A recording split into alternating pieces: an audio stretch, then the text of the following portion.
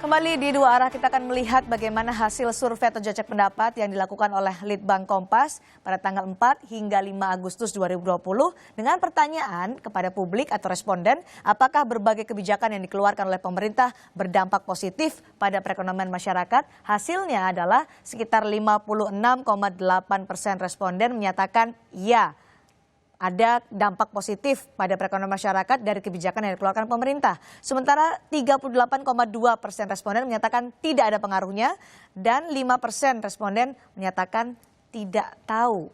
Ini kita berbicara lagi bagaimana kebijakan pemerintah juga merespon hasil atau rilis dari BPS terkait pertumbuhan ekonomi Indonesia yang minus 5,32%. Saya ke Bu Vera terlebih dahulu, karena tadi disebutkan oleh Presiden Joko Widodo bahwa ada 215 negara yang ekonominya terpuruk akibat pandemi COVID-19. Indonesia termasuk diantaranya. Kalau menurut Anda, apakah ada yang salah dari langkah pemerintah Indonesia merespon pandemi dan juga hasil dari kuartal kedua yang dirilis BPS minus 5,32%.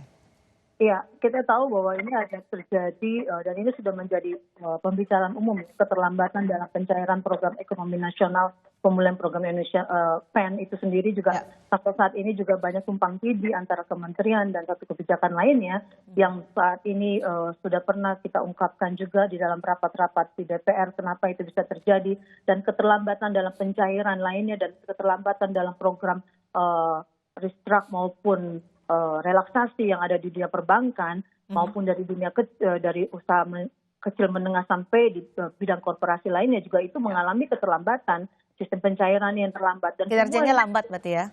Ya, realisasinya sangat terlambat. Baik. Dan ini kita juga meminta mendorong kebijakan stimulus yang dengan penanganan dana COVID-19 pun itu pun sendiri pun juga lambat. Oke. Dan, kita mengingatkan kepada pemerintah agar tepat sasaran dalam membantu pemulihan usaha UMKM yang saat ini banyak menunggu dari dunia tentunya UMKM yang saat ini yang sangat terpuruk yang mereka mengalami di depan mata. Oke. Nah, saya akan ke Mas Dani dulu ya. Kuat dibutuhkan oleh pemerintah saat ini, Presiden Jokowi harus melakukan hal koordinasi yang tepat kepada para pembantunya. Jadi lagi-lagi persoalan masalah leadership yang Mas Dani, yang dikritik adalah kinerja yang lambat untuk bisa merespon pandemi COVID-19 dan kurang tepat untuk sasarannya.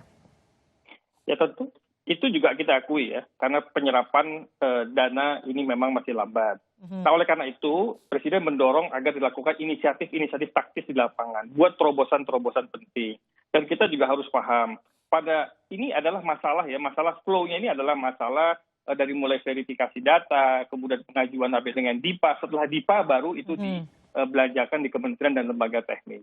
Nah, oleh karena itu didoronglah namanya inisiatif taktis untuk kita bisa melakukan percepatan-percepatan. Dan kita tahu, ini semua pihak menjaga tata kelola pemerintahan yang bersih.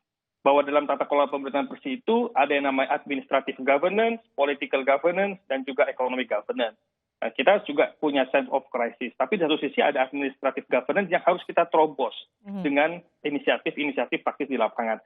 Nah, oleh karena itu ini didorong supaya peranan kantor staf presiden ikut mendorong agar semua proses ini bisa berjalan lebih cepat lagi, dan juga mindset semua pejabat publik khususnya para pejabat pembuat komitmen ini bisa lebih cepat dan lebih taktis lagi untuk melakukan penyerapan anggaran di lapangan. Nah ini perlu kolaborasi dan elaborasi juga antar kementerian dan lembaga agar percepatan ini bisa terjadi. Oke, baik Mas Dani. Tadi disebutkan bahwa harus lebih cepat, lebih efisien dan juga lebih tepat. Bagaimana dengan kinerja pemerintah melalui bantuan, melalui program kerja di kementerian di bawah Pak Erlangga Hartarto ya, bekerja secara efisien dan juga efektif menurut Anda? Sudahkah dilakukan? Tadi yang ingin saya garis bawahi disampaikan oleh Bu Vera itu mengenai leadership. Saya mengatakan bahwa tidak ada problem leadership di kasus ini. Tidak ada? Pak Jokowi sangat jelas arahannya. Hampir dalam setiap arahan di sidang kabinet, beliau memberikan guidelines, memberikan petunjuk kepada seluruh menterinya untuk mengeksekusi. Ini artinya apa? Bahwa ada problem di pelaksanaan di tingkat menteri, memahami dan menerjemahkan apa kemauannya Pak Jokowi. Ketika ada problem eksekusi soal pencairan anggaran, Presiden menyampaikan. Bahkan Presiden membentuk sebuah satgas yang diketuai oleh Pak Erlangga, dan saya yakin dengan satgas yang dipimpin oleh Pak Erlangga dan ketua pelaksananya adanya Pak Erik, ini nanti akan lebih terdeterminasi. Oke. Determinasi, saya yakin problem pencairan yang tadi disampaikan oleh Mas Dhani soal administrasi, pengadministrasian DIPA dan sebagainya harus diselesaikan. Dan saya yakin di bawah kendali Pak Erlangga, apa yang menjadi bottleneck, apa yang menjadi kebuntuan implementasi pelaksanaan, saya yakin akan bisa diselesaikan. Anda yakin bisa diselesaikan ya? Saya yakin. Oke, seoptimiskah itu Pak Didi? Begini ya, APBN zaman SBY itu 350 triliun 2004. Sekarang berapa? 2.500. 2.700. 2.700 ya. 350 triliun ya, Mas Baun sama-sama di DPR kan kita kan? Tahu, kecil waktu itu. Kemudian sekarang besar. Nah, boleh dong mengatakan, ibasnya boleh ya mengatakan, loh ini warisannya gede, mendistribusikan aja nggak bisa bagaimana? Urusan administrasi harus dilengkapi, ya urusan lu di dalam. Di DPR kan heboh kemarin, anggaran kesehatan 1,5%. Oke. Oh berkelahi, Menteri Kesehatannya bilang, belum turun dari Kementerian Keuangan, dia cekcok sendiri. Jadi betul Pak Misbahun, ada masalah kepemimpinan di level menteri. Di level menteri? Di level menteri itu sumbernya di mana? Apakah di menteri sendiri atau presiden tidak tahu. Itu problemnya. Oke, kalau tadi disebutkan resep-resepnya juga oleh Mas Dhani. Jadi Jadi gini saya Pak Didi. mengatakan tadi sebelum krisis pandemi ini sudah krisis. Ya, targetnya 78% tetap 5% itu mau turun sampai 25%. Oke. Setelah pandemi baru itu saya tidak melakukan kritik terhadap itu. Ya, kritik saya adalah Baik. kenapa peluang di luar itu, ya sesungguhnya krisis orang yang cerdas melihat di balik krisis itu ada peluang. Peluangnya apa? Di antaranya sektor infokom. Saya lihat di perusahaan-perusahaan naik 500%. Ini cuma naik 3%. Mestinya Pak Jokowi industri kesehatan. Industri kesehatan itu tempat Dracula menghisap rente-rente ekonomi.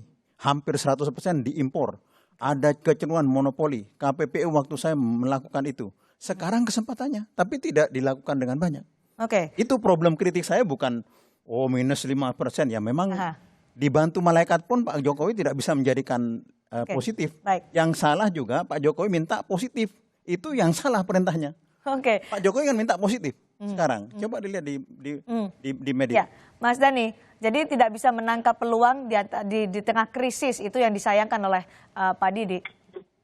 Ya, jadi betul bahwa di dalam krisis ini ada sektor-sektor yang sekarang positif. Jadi ada 7 sektor, Prof, yang sekarang itu positif, termasuk sektor infokom yang tadi Prof dikatakan. Tapi angka yang di kami itu tidak 3% ya. Sektor infokom itu memberikan kontribusi sekitar 10,8% positif. Jadi 10,8% positif. Kemudian selanjutnya adalah industri kesehatan sekitar 3,7%. Itu 2 sektor itu menopang sisi negatif sektor-sektor yang lain, terutama sektor transportasi, akomodasi, perhotelan, pariwisata dan sebagainya. Sehingga minus kita tuh minus 5%. Kalau itu infokomnya lebih rendah, maka tentu minusnya lebih rendah lagi. Jadi mereka ikut mensupport itu sehingga perekonomian kita minusnya masih di angka 5%. Itu sedikit lebih baik tentu, bukan maksudnya mensyukuri negatif pertumbuhan ekonomi kita negatif, tapi sedikit lebih baik daripada Singapura yang sudah 13%, Hong Kong 9%.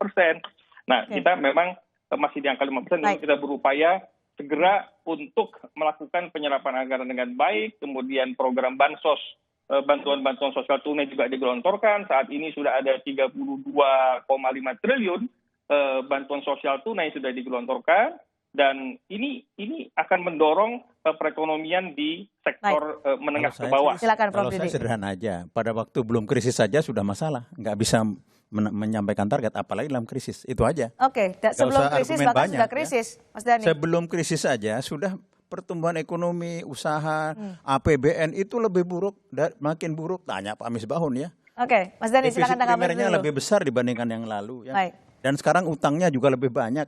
Ini sebelum krisis. Setelah krisis, makin dalam.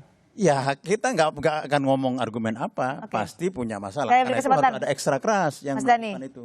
Jadi kritik sekarang ini kan bukan main-main, ini kan bagian dari demokrasi, harus diperhatikan. Mas Dhani silakan. Baik. Memang kalau di dalam penyusunan yang namanya anggaran itu ada namanya target, ada namanya realisasi. Tapi kita lihat Maka ada dalam periode kedua ini ada carry over. Di dalam visi besarnya Presiden, itu kan juga sudah dijelaskan bahwa kita meneruskan dari periodisasi yang lalu kemudian melakukan penyerapan secara lebih baik lagi. Jadi kalau kita lihat postur anggaran dalam hal kebijakan fiskal tentunya, kita juga melihat ya ada batas-batas toleran, ada bias. Bias itu selalu ada. Nah, bias itulah yang kita kejar di dalam periode kedua Presiden ini, Pak Jokowi, agar bias itu bisa kita terus kita deliver kepada masyarakat dalam pertumbuhan ekonomi maupun sektor real. Baik, di tengah kritik untuk menangani krisis akibat pandemi, akhirnya pemerintah juga membentuk komite atau pemulihan ekonomi nasional dan juga komite penanganan COVID-19. Apakah ini akan efektif untuk merespon perekonomian yang terdampak oleh pandemi COVID-19? Kami akan kembali selepas jeda.